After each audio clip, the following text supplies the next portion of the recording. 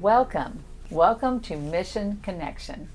This is a new program that we have started to help you to connect into what God is doing here in our community and in the world. And so today I'm really excited for our first guest. This is Kyle and Corrie Werts, and I'm Pastor Dana Werts. This is my son and daughter-in-law. So we're so glad to have you come and share about what God is doing in your life today. So as we come today, we're going to be talking about you're missionaries. You are involved in missions. And so we want to hear your story, how you got involved, and then what do you do now, and then how can we support you in what you're doing. So to begin with, tell us a little bit about your family. Just a little bit. Our family. So I'm Corrie, this is Kyle. We have 5 kids, so we're pretty busy. We have Judah, Eden, Noah, Sophia, and Levi. Our oldest is almost 8, and our youngest is 6 months. Obviously, you know all this information, but and then our middle daughter, Sophia, is 3, and she has been with us since she was born, and she's technically in foster care, so we're working towards adopting her hopefully next year. But yeah, so she's been with us for 3 years, and we got involved in foster care about 4 years ago when we moved to the Big Island of Hawaii, and we saw the foster care crisis that our community was going through, and so that was just one way that we responded at that point. And then it's kind of funny because with Sophia, she was supposed to be only with us for one night. I got a phone call and it was like, can you just have this baby for one night? And I didn't even ask him, and I'm like, of course we will. And then now it's like she's gonna be with us forever, so it's kind of funny. But yeah, so that's our family. We just flew in from Hawaii, and it was ridiculous on the airplanes, but yeah, so that's our family. Well, I think it's an amazing feat that you just managed to fly all the way. Was it 11 hours altogether? Something like that, yeah. With 5 children. So it makes life seem simpler for what I do. So we're glad you're here. So you and Kyle met in college, kind of. Mm-hmm. I say kind of because you were in the same college for a while, but didn't know each other. Yeah. And our families, Corrie's parents live very near where we came from Westminster. And so, but you met at Messiah College. Yeah. And so you met, you got married, and then where do you think you first started thinking about going into missions? Mm-hmm. Yeah, we graduated from college, and we both had been working, in the marketplace. Corrie was working as a nurse. I was working for an engineering company doing marketing, and it was about a year or so into that we had just felt like maybe a stirring into something else. And personally, I had been reading several different books on the Great Commission that talk a lot about the still 3-point-something billion people unreached in the world, and just kind of over a period of time, just began to feel like that we needed to do something to respond to that, and began looking into options. What would it look like to go into missions? And we found Youth with a Mission. And they run training schools, kind of introductory training schools called discipleship training schools. And we found one in Harrisburg, Pennsylvania, where we had been living. And we decided we were going to do that. And so we kind of left the previous path that we had been walking on and jumped into this training school. And then that's kind of how we began the journey into missions. Just wanting our lives to matter, eternally, and wanting the things we do daily to, carry eternal value. So. Okay, so your first assignment, you went to discipleship training school in Harrisburg, Mm-hmm. and so where did that prepare you to go? What was your first outreach? Yeah, that's a great question.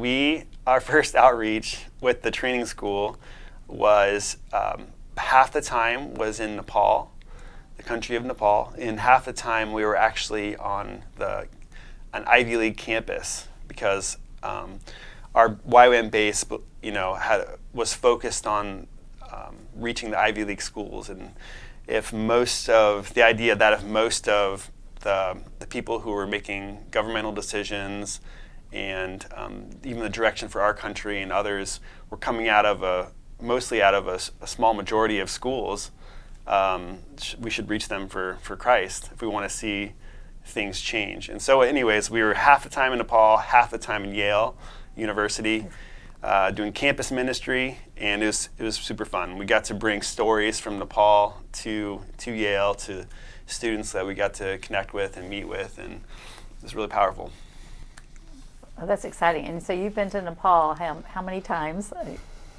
Yeah, 4 to 5. The last time we were there 4 months, and we had 2 kids with us, and we were there for a training school that was was based in Nepal itself, and it involved half or a majority of native Nepalese doing the school, and yeah.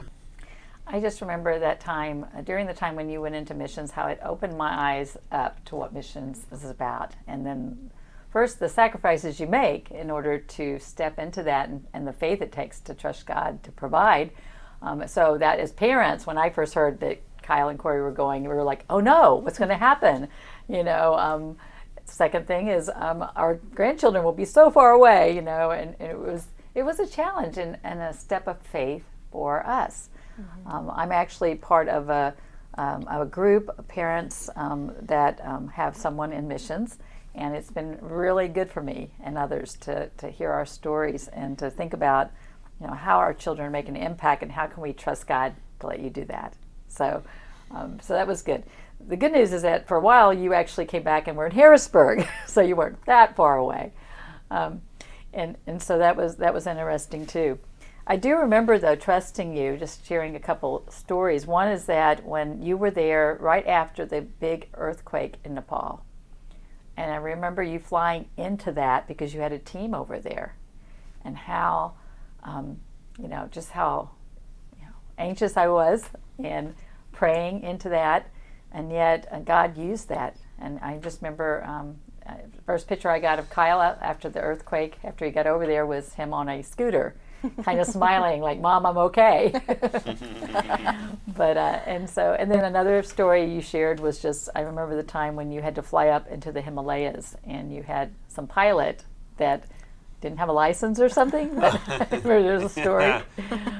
Yeah, I mean, he had a license, I'm sure, but it's, flying into remote villages in the Himalayas it's very different than pretty much flying anywhere, most other places. And the runways are really short and basically just run into a mountain. So if the airplane doesn't stop, then you just kind of... There's a few airports in the region that are notoriously the most dangerous in the world to fly into for a number of different factors and reasons why. And some of the most craziest, dangerous roads that people will drive on, that buses will drive on. And so it's definitely an adventure getting into some of those places. But some of those places have never even heard the gospel, never even heard the name Jesus, don't even know, the word Jesus doesn't mean anything to them.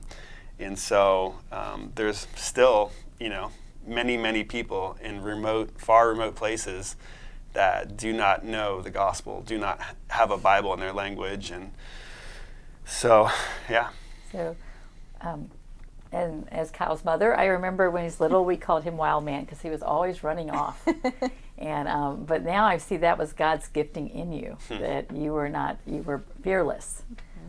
To step into that. And then Corrie, you joined him in the adventure, which was kind of wild, but God continues to use you. So you were going to go to Nepal, but you ended up in Hawaii. How did that happen? We were in Nepal. We had our 2 small children. I was pregnant, and we were strongly considering just staying there. We're not going to tell you guys that yet. at the time. But we were kind of praying. I was coming to back to have the baby, and we were just praying, do we stay here? Do we come back to Harrisburg? Do we move to Maryland? Like, God, what are you saying for the next season? And the Lord just really started speaking to me about the maternal health crisis. And so I was seeing a lot of women, hearing a lot of stories about just women who were like dying in childbirth or having just horrible complications, or their children were dying or getting severely hurt just because of the lack of education. The lack of education, and then just a lack of people who were skilled enough to help in birth and skilled enough to help in just keeping families healthy. And so as the Lord was speaking to me about that, kind of refocusing our attention, like we just really felt like it was really clear that he was saying something. And so as we were praying about that, we had a couple of different people praying for us. And then also, again, like YWAM's main big sending base is in Kona, Hawaii. And I still remember we got the email from one of our leaders that was like, have you ever considered coming to Kona? And we were like, no, we've never considered that at all, ever. Like, no.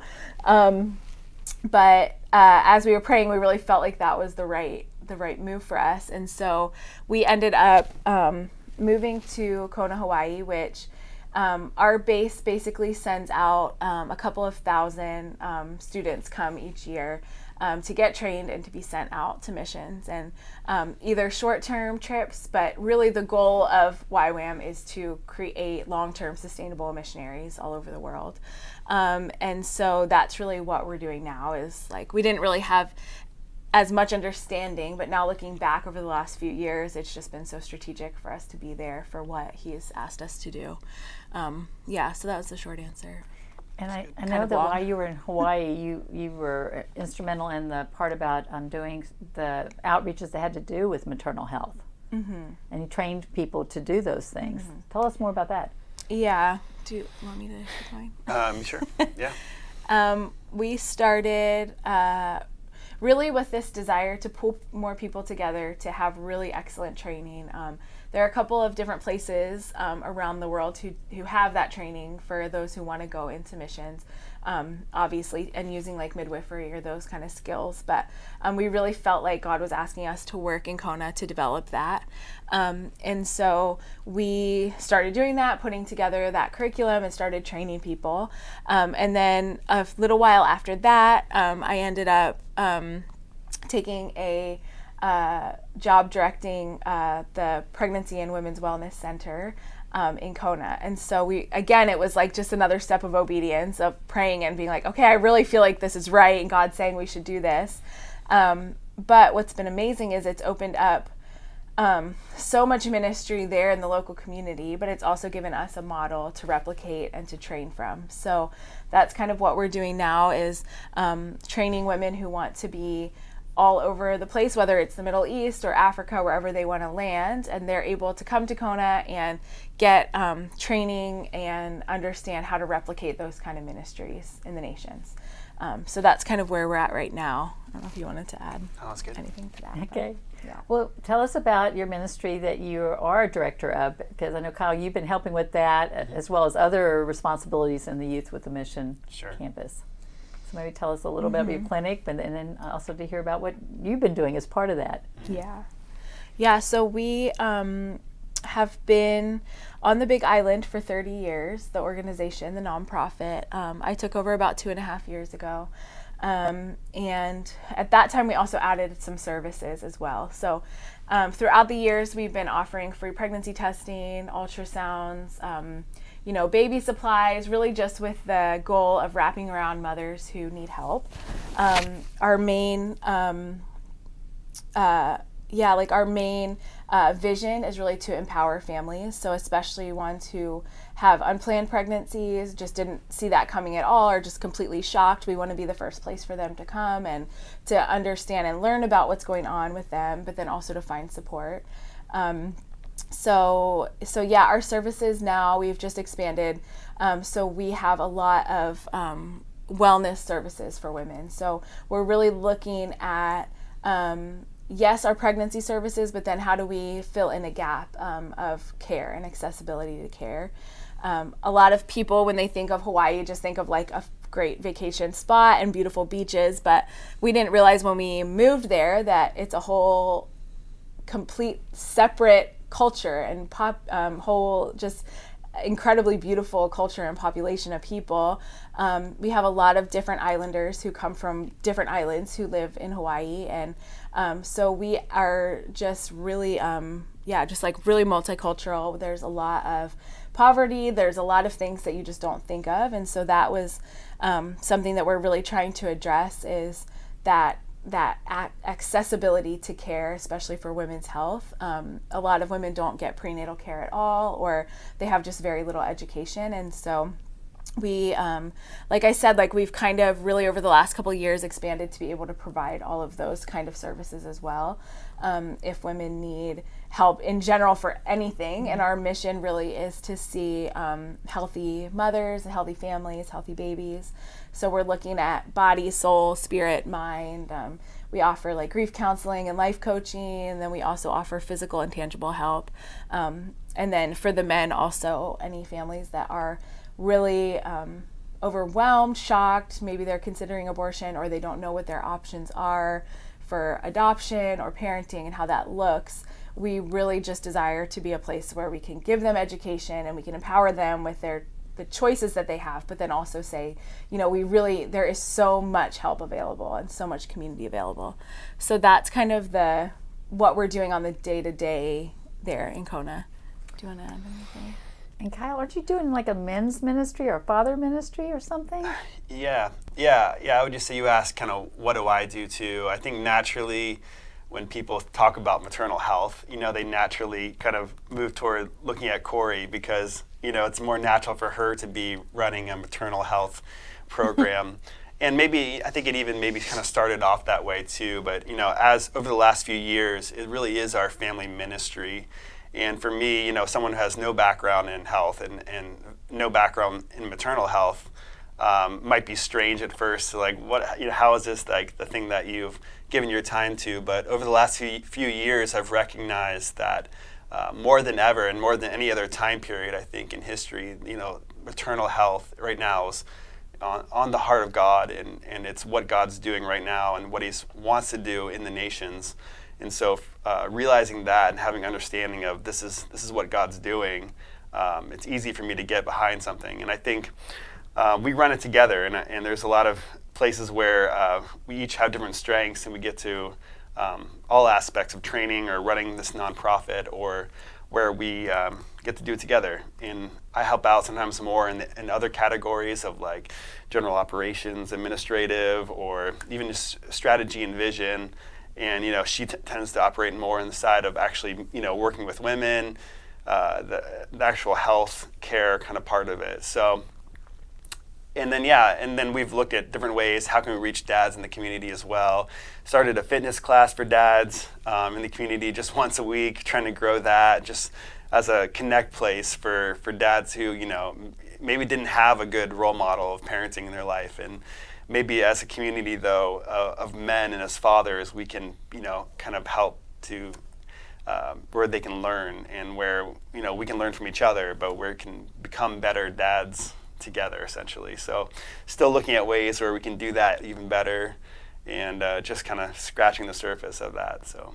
Well, your background was marketing, so that goes well with that you're helping to support in that area too. But I love the story about helping the dads too, because that helps the whole family. Mm-hmm. Well, then along the way, you also got involved with foster care, and actually is another way to reach families. Mm-hmm. And I'm thinking of the ministry you have with and I hope I say it right, with the Hawaiian word, Keiki? Keiki Closet. So tell us about that, because that's something that God used you to start. Yeah, when we first moved to Hawaii, a number of families in our community had just begun fostering and adopting. And when we got there was an urgent need for foster families. There was an urgent need where social workers were having to, keep kids in the office overnight because they didn't have placements for kids to go to. And so there was a number of opportunities where they needed families. And so in the middle of that, and in the middle of this larger community that had kind of said yes to this, we said yes to our first placement and took in a sibling set of 3 kids to add to our already 3 kids, all under the age of about 6. 4. Under the age of 4. So we were running basically a small preschool in our home, which it felt like. And that was only 4 months long, that first placement. And then we've had several other placements over the last few years. And we have our daughter right now, who we've had for over about 3.5 years, who we're thinking we'll probably adopt. And so, yeah, we kind of just said yes. And I think in the middle of that, too, as we did that and we jumped into the middle of fostering, we kind of began to see all the needs surrounding foster families and surrounding parents, and even birth parents in the system and courts, and we kind of started to get a greater perspective of what was happening. And in the middle of that, began kind of creating ministry out of that. We started KK Closet, like you said, because we met with the Department of Human Services, Child Welfare, and we asked questions. And one of the questions was, what's one thing that you need right now that we could help provide? And one of the things they said was, they often have a lot of donations or things. People want to donate items to them, like diapers or cribs, strollers, stuff like that. But they say, we don't have the manpower, we don't have the storage place, we don't have the team that could really actually distribute, help meet with these families and find out what they need. And so we said, we could do that. So we started this ministry, KK Closet, just to help meet basic physical material needs for specific baby items for families that were either fostering or just in vulnerable places in life. And so, so a lot of ministry began out of that. Being in the middle of fostering, we started doing kind of wraparound care, is what we call it, where we're just kind of surrounding a family who's fostering, or in some kind of process of either maybe reunification, maybe a family who's had their children taken away, and then we're finding out how can we actually help them in that process of doing what has to be done, and then ultimately seeing reunification. And so, a lot of different kind of ministry opportunities like that came out of just being in the middle of our own story with fostering. I love that you partner with other churches in the area. So it's kind of like, sometimes that's the thing, there's a need in the community, but everyone's not working together. But in this case, you work together, and you told me about something called Care Portal that helps churches connect. Mm-hmm. Can you tell us a little bit about that? Mm-hmm.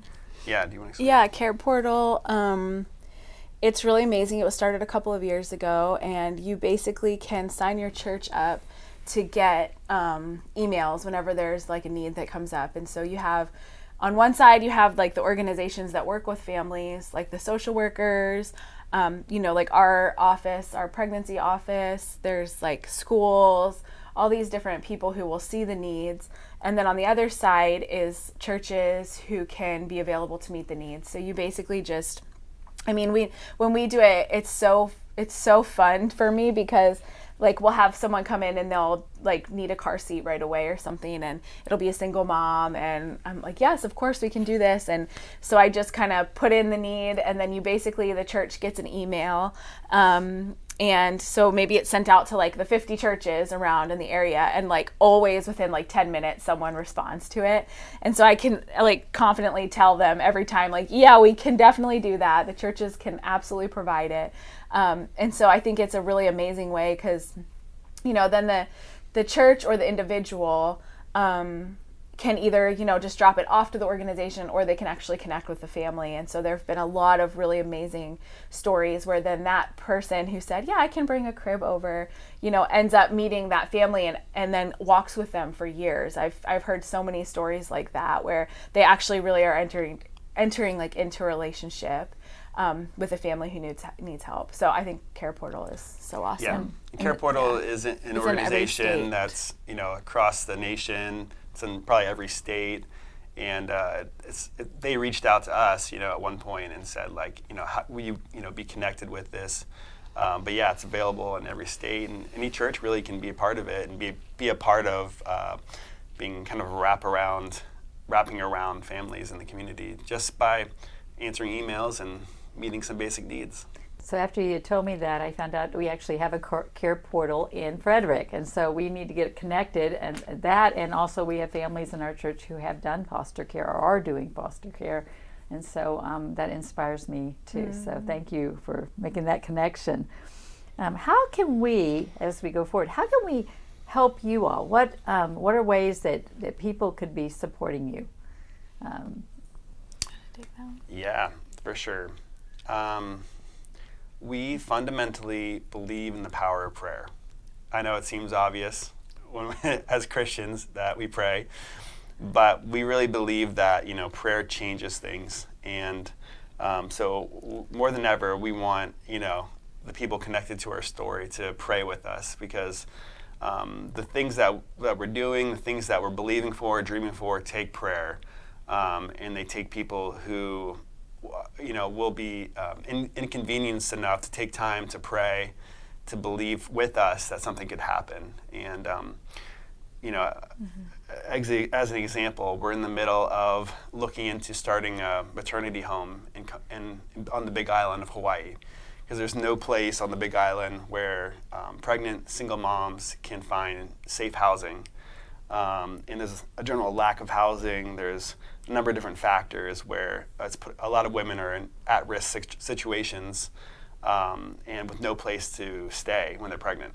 So we're in the process now of looking into, how could we start a home on the Big Island and meet that basic need and come alongside a woman in that season and help her and believe for long-term favorable outcomes where they actually could see a life changed and transformed, and so that's just an example of something that won't happen unless there's a team connected to us, connected with us, that's praying for it to happen, that's helping to raise the finances for it to happen, and so I think prayer will always be a super valuable thing to us. It's something we believe is effective and changes storylines, and almost anything in missions is going to require some kind of financing, and so there's plenty of opportunity. There's no lack of opportunity to sow into something that can change lives financially, and so not everyone maybe is in a place where they can move overseas into remote places and remote villages. But together as the church, we carry we carry the storyline of the Great Commission, the joy of the Great Commission to go and to see every tribe, every tongue, and every nation reach for the gospel. And so there's different ways that everyone can be a part of that. And part of that is prayer, and part of that is giving financially to it. And yeah. Well, no, so if somebody watching this program wants to get connected, if they reach out to the church office or to me, we can get them connected into your newsletter that you put things out and let them know when you have needs and things, mm-hmm. Or how's the best way to connect with you? Yeah, that's a good question. I think through you would probably be best. Probably connect with me, and then I can make sure that they get your email or information so that they can be on your newsletter thing that goes out that tells about updates and we really like to share. We really like to share stories, testimonies, what's going on, how people can be connected, and really just there is no lack of work to be done there. And I think again, I just wasn't expecting Hawaii would be our mission field at all, but when I look at the poverty and the abuse and addiction and all these things that are around us that are everywhere, but if for anyone who wants to be connected into that story, I mean, I think we love to be sharing. So anyone who wants to get on that newsletter or would want to give, that would be amazing, because we have all the dreams and all the ideas and the team. It's just actually asking God, okay, what is it right now? What do we do today, and how do we move forward? But well, I'm excited that there's an opportunity there for us to participate in what God's doing. And I definitely, before we finish here, I just want to say a little prayer over you. But I'm excited for all the stories. I know you've inspired me. Hopefully it will inspire you all watching.